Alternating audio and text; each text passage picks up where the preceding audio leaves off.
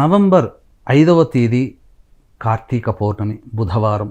ఈ రోజున అశ్విని నక్షత్రము, భరణి నక్షత్రము రెండూ ఉన్నటువంటి రోజు.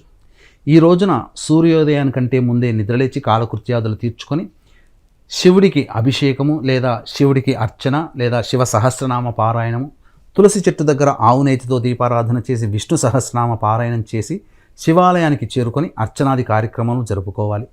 ప్రదోషకాల సమయంలో కాలకృత్యాదులు తీర్చుకొని నవగ్రహాల చుట్టూ శివాయ నమః అంటూ 27 ప్రదక్షిణలు చేసి శివాలయంలో కానీ విష్ణు ఆలయంలో కానీ రావి చెట్టు దగ్గరనైనా కానీ దీపము ప్రజ్వలించాలి, దీపాన్ని వెలిగించాలి.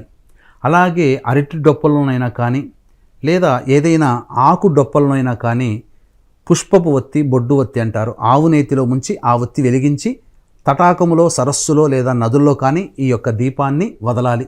లేదా ఇంట్లోనే బకెట్ ఏర్పాటు చేసుకొని అరటి డొప్పల్లో కానీ లేదా ఆకు డొప్పల్లో కానీ దీపాన్ని ప్రజ్వలించి ఆ దీపాన్ని వదలాలి. ఈ విధంగా చేసినటువంటి మానవుడికి సకల సంపదలు కలుగుతాయి, సకల పాపాలు నశించి సకల భోగాలతో తలతూగుతాడు. ఇంద్రునితో సమానమైనటువంటి యోగాన్ని ఆ మానవుడు పొందుతాడు. అలాగే నవంబర్ 5వ తారీఖు రోజున కార్తీక పౌర్ణమి, నవంబర్ 6వ తారీఖు పద్మక యోగం ఉన్నటువంటి రోజున మహిమాన్విత కాశీక్షేత్రంలో మీ జాతకరీత్యా కలుగు అన్ని రకాల సమస్యల నివారణకి, అలాగే శని ప్రభావం వలన కలిగేటువంటి రాశులకి సమస్యల నివారణకి, అక్టోబర్ నవంబర్ నెలలో గురువు, రవి, శుక్ర, బుధ గ్రహాలు మారిన కారణం చేత 12 రాశుల వారికి కూడాను సమస్యలు, ఇబ్బందులు తప్పవు. కాబట్టి ఇట్టి సమస్యల నివారణకి సర్వదోష నివారణ పూజలు, హోమాలు నవంబర్ 6వ తారీఖు రోజున కాశీలో మధ్యాహ్నం 3 గంటలకి ప్రారంభమవుతాయి.